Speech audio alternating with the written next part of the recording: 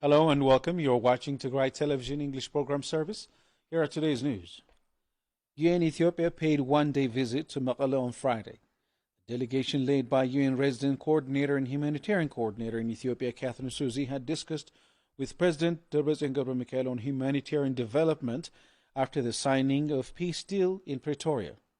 Catherine Susi visited Ida Comprehensive Specialist Hospital, where she appreciated the commitment of the staff and noticed the severe lack of medical supplies in the hospital. In her briefing to media in Tigray at Mekelle Banage International Airport, Susi said that the humanitarian need in Tigray remains to be huge, while stating that regular humanitarian flight to Tigray will resume by next week on Thursday.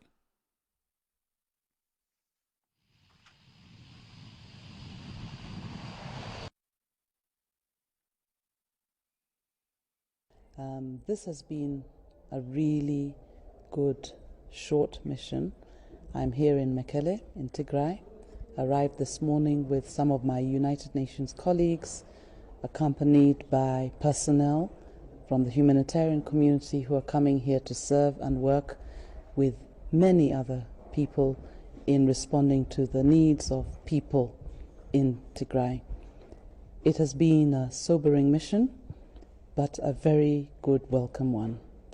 One of the encouraging things has been that the peace agreement has clearly made a difference in the morale and the motivation of people, communities, including the humanitarian staff. I started off with a meeting with my colleagues where we had a discussion on some of the issues pertaining to our ability to deliver assistance. We were able to talk about how the increase in the number of road routes into Tigray, not only around Mekelle, but Alimata, Maisebri, all from Gonda to Humera, reaching to Shiraro and Shire, has really made a difference in getting access into the region.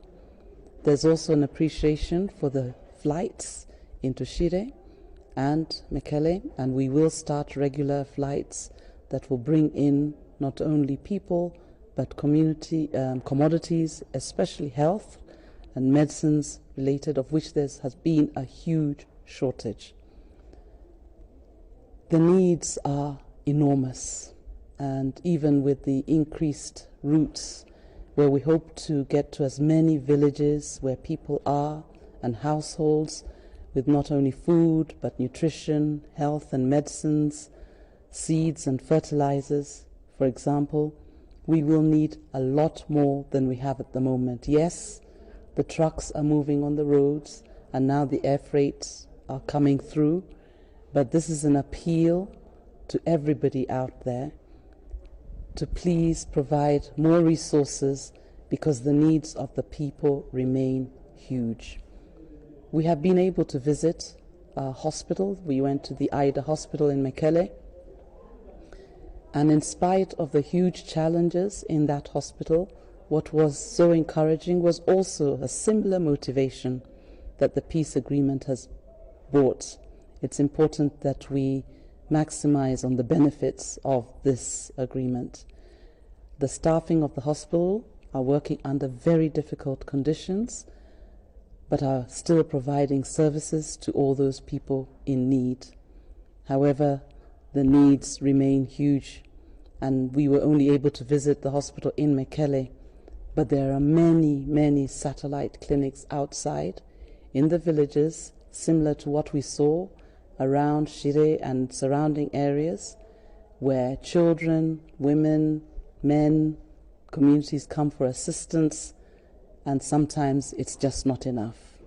So calling out, please, that the United Nations will continue to do all it can, working in very, very close partnership with the non-governmental organizations, the international and the national and community-based organizations, working with the authorities, both in Tigray but also in Addis, to ensure that the needs of the millions of people out there and in here are met. We have a commitment we've made a commitment as humanitarians that we will do our contribution to ensure the peace agreement is maintained.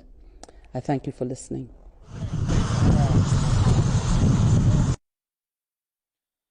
Head of Tigray Bureau of Agriculture and Rural Development, Atinkut Mezgebo, also said Catherine Suzy had a good discussion with President Gabriel Mikhail. According to Atinkut, Catherine Suzy learned about the positive motivation of the people of Tigray to the ongoing peace process. Let's take a look.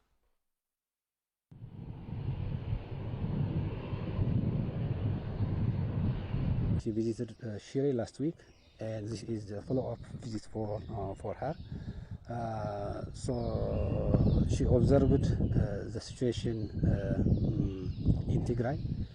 This is just like a follow-up on visits after the agreement signed in Pretoria between the government of Ethiopia and the government of Tigray. She appreciated what is happening, about the positive impression by our people, how our people are committed for the peace deal, how the government, and she really observed what is happening in Tigray. More importantly, she also mentioned the opening of 4 corridors. The 4 corridors are just operational. This is good news for all of us. Because this is just like a guarantee for us. If we have supplies out of Tigray, there is a possibility. 4 routes working, so this is a good news. So she appreciates this one, and we have to celebrate for this, for the resumption of these four corridors. However, considering the amount of trucks or aid that's coming and the need that is required on ground, it's mismatching. So the response needed in Tigray is just a lot as compared to what we have received in the last 2 weeks, I can say. So she had a meeting with UN agencies, international NGOs, humanitarian NGOs, national NGOs. After that, she had a discussion also with the president of Tigray, Dr. Debretsion. She had a good discussion with him. She visited also Aider hospital. So this is like, basically it's humanitarian areas.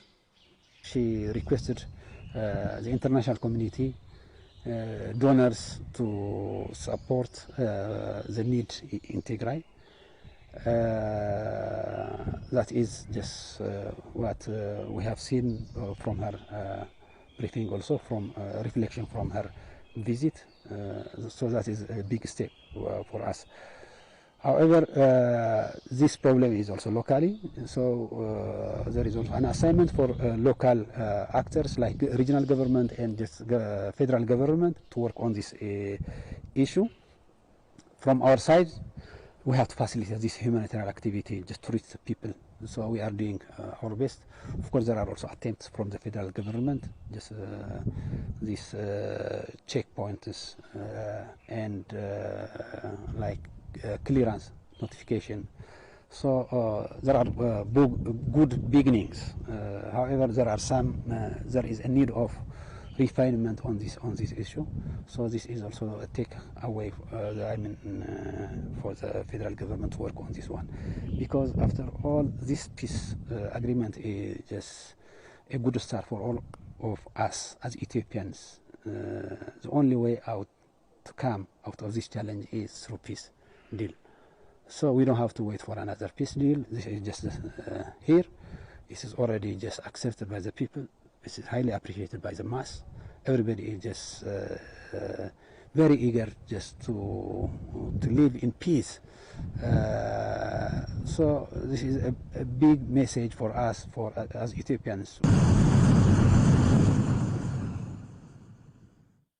We spoke to mothers and health professionals in Kasich Health Center in Mekelle who say vaccines have to reach Tigray in the shortest time possible, stating that children should not longer pay the heaviest prices. Salome Tigrai has the details. This is Kasich Asfaw Health Center in Mekelle. the health center has run out of vaccines for newborns and children a long time ago. But there is always at least a couple or more mothers trying to find vaccines for their children in Kasach, and this time an even higher number, following the signing of a peace agreement that has promised an immediate delivery of humanitarian assistance. But mothers we met at the center say there is still nothing for their children, not only at this center, but anywhere else across the state. I came here looking for vaccines for my child. She's 3 months old. I went to Maqala Hospital, Sarawat, Adshimdhun, Adha, and everywhere a vaccine could be found, but I found nothing. My child has not been vaccinated.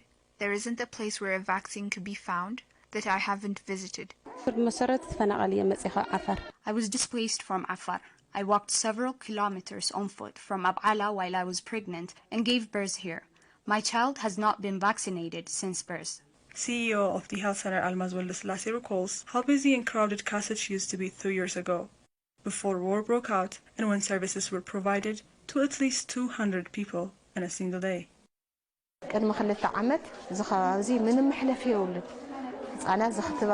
2 years ago, this place used to be filled with mothers trying to vaccinate their children and women coming for contraceptives. Mothers struggle a lot to find vaccines for their children. When they come here and learn there is no vaccine, they go to other places only to be told there is nothing there as well. This is where we kept the vaccines. As you can see, it's empty. We used this box to transport vaccines as well, but there is nothing to be transported. The mothers and medics we met at the hospital say they are happy about the agreement, but wish to see the deal coming into effect sooner than later. We are really worried about our children. We need the deal to be implemented at a faster speed so that we can find vaccines for our children. What has been signed on the papers needs to come to effect on the ground. Children are paying a heavy price. We hope this deal solves problems in health facilities as well as the socio-economic problems in the community. Humanitarian assistance has started to trickle into Tigray, but many say more needs to be done as children's lives hangs in the balance. Continued attacks on civilians in the district of Europe in eastern Tigray have residents fleeing their homes. Heavy Eritrean presence in Tigray has meant indiscriminate shelling and looting and destruction of civilian properties. We spoke to residents who had their homes burnt and looted by Eritrean forces that say they are yet to see changes in their living conditions despite the signing of a peace deal. Sarah Kalali has the details. This is what's left behind after Eritrean forces attack a city, properties looted and houses burned to the ground. In a way of abating the fear of shelling, displacement and killing in the hearts of these people, the peace deal is yet to bear fruit. The district of Irob in eastern Tigray is home to one of the ethnic minorities in Tigray that has been the target of Eritrean aggression since the beginning of the war on Tigray. More recently, Eritrean shelling displaced many in the district, forcing the residents to leave everything behind in search of safety. For a whole month, the shelling didn't stop. This is all that's left of our belongings. They entered through the door and burned everything, including the television. My house was burnt and other houses were looted as well as shelled. You can see the sky through the roof.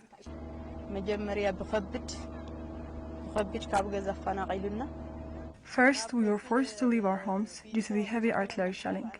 After we fled, we hid under a bridge and they entered the city on foot. We didn't have anything on us. We left all our farm animals behind. We didn't even have time to lock our doors. And we just left in the dead of night.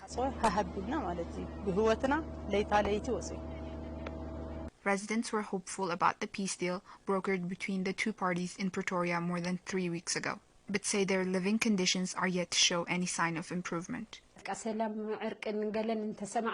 When we heard about the peace agreement, we thought our lives would go back to how it once was. We were happy, but we're still under siege. There's nothing that has changed for us. When we heard about the deal, we thought we would be able to go back home, that we wouldn't have to worry about food or clothing. We thought we would be able to reunite with our family members.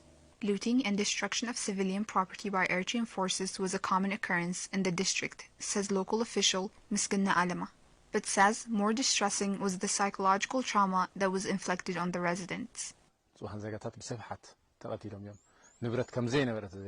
Innocent civilians were killed in a mass, and properties were looted and destroyed. Farmers were forced to quit their work and had their grain looted. Psychological trauma to a point where the people have started to lose hope in life has also been inflicted. The promise for the withdrawal of non-ENDF forces is yet to be implemented.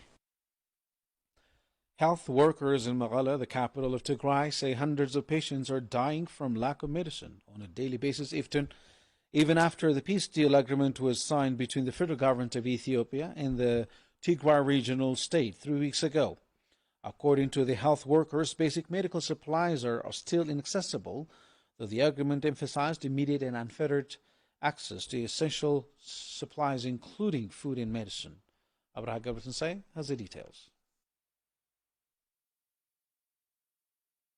Health workers in either Comprehensive Specialized Hospital and Maqal Hospital expressed their grave concern regarding the continued deaths of patients due to lack of medicine, even after the peace accord in Pretoria, South Africa. Dr. Foin Tesfai, a gynecologist at either Comprehensive Specialized Hospital, says children under 5, newborns and delivering mothers are dying in an alarming rate. I think ህዝቢ ትግራይ እውን እቲ ሰላም ብሃንቀውታ ተጸብይዎ. The herald of peace accord from South Africa triggered hope among the people in Tigray, who have been desperately waiting for peace and hoped that they would receive unfettered access to medicine and food. It's a huge security relief for our people, as the guns have been silenced since then, and small amount of aid trickling into the region. But the death of children under 5, newborns, and delivering mothers has still continued at an alarming rate, as the medicine and medical equipment we've just received is far from enough. Sister Foin Girma is a nurse at Maqal Hospital and she is a case team leader at the medical ward of the hospital. She says that she is losing patients in front of her eyes as medicine and medical equipment are still inaccessible. Many patients are dying due to lack of medicine. There are no medicines and medical equipment. We don't have gloves, plasters, and other medicines. We sometimes use our bare hands from desperation, although we know that it's risky. We're happy to hear about the peace agreement. But if it couldn't bring you what you hoped, you become suspicious about it. I myself have become doubtful, as the medicine and food that the peace deal has promised are yet to be fulfilled. I wonder what is getting on their way to supply aids. We're still grateful for the peace as it made us more secured than before, but our demand for food and medicine is still unmet. A 24-year-old Friat Alomu, whom we met at Maqal Hospital, also says she has been in the hospital for almost a month, but she couldn't get any medical service due to lack of medicine and medical equipment. I've been here for a month, but the doctors couldn't give me anything to relieve my pain as the hospital has run out of medicine. I have swelling in my throat and I have a kidney problem. I'm suffering from immense pain and I can't sleep at night. The health workers also expressed their regret that a lot of changes could have been seen on the ground at this moment had the promises by the peace agreement in South Africa been implemented immediately. እቶም ብህይወት ሰአናየም እውን ክተርፉልና ልኽእሉ ዕድላት ከጋጥም ዝነበረ እዩ ነይሩ. The peace accord would change a lot on the ground had things went based on the agreement. 2 trucks of medical equipment have arrived in Tigray, but this cannot cover the huge demand on the ground. Of course, medical equipment is useful, but we wish we could receive medicines too, as a medicine is a priority. Finally, the health workers called the world to respond to the calls of millions of Tigrayans who are in desperate need of food and medicine. I appreciate the international community for its attempt to supply food and medicine into Tigray so far, and I urge them to redouble their efforts and supply sufficient amount of life-saving aids to the people in Tigray. I also urge the Ethiopian people to hear our calls and respond to it. We're calling for medicine and food. Millions are voicing their agonies. I expect the international community to put pressure on anyone who tries to obstruct entry of food supply into Tigray and provide unfettered humanitarian supply to our people. The international community should also put pressure on Eritrean forces to leave our land. Education system in Tigray has been totally collapsed due to the 2-year-long war. As a result, teachers are denied of their salaries and students forced to quit school. Our reporters have visited Hawti Secondary School in Magala, currently repurposed into an IDP camp to observe the current situation in the school. Aragagaru Mikhail reports. This is Hawalti Secondary School in Maqala. Before the start of the war on Tigray, the school had more than 70 faculty members and support staffs, as well as around 1,645 students. According to Tawalda Kasai, director of Hawalti Secondary School, currently the school is repurposed to shelter IDPs from Western Tigray, as education is terminated and teachers of the school are dispersed off elsewhere, facing devastating socio-economic crisis due to the 2 years war. For almost 2 years now, the school was repurposed to shelter internal displaced persons of Western Tigray. These days, the school is sheltering too many IDPs, the offices included. Most of our teachers are dispersed elsewhere, as they are denied of their salaries and exposed to devastating socio-economic crisis. So, just as the rest of our society, our teachers are also forced to rely on humanitarian aid to sustain their lives and the lives of their families. Told also tells that the war on Tigray has left a deep-rooted psychological trauma on students, and this is going to demand lots of efforts and takes time to heal from such kind of trauma. The case of our students is also similar, as they are forced to quit school. Some of them have joined the armed struggle, and others forced to remain idle and live in unstable conditions which exposes them to different addictions. On top of the collateral damage of the schools in Tigray, the psychological trauma that our students are enduring is far deep, and it's going to demand lots of things to help them back to the normal life they once had. Told also calls the international community to help people in Tigray to live in freedom and put pressure on the withdrawal of external forces from Tigray.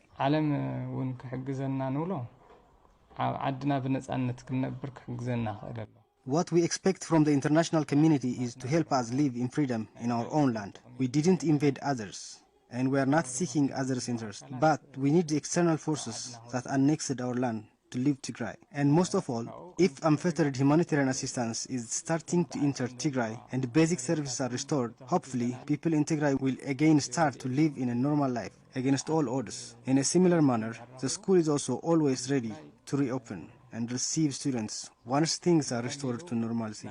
It has been almost a month since a peace deal was signed between the governments of Tigray and Ethiopia, but the demand and aid on the ground keeps going as disproportionate as it has always been. That's the news for now. Thanks for watching. Bye for now.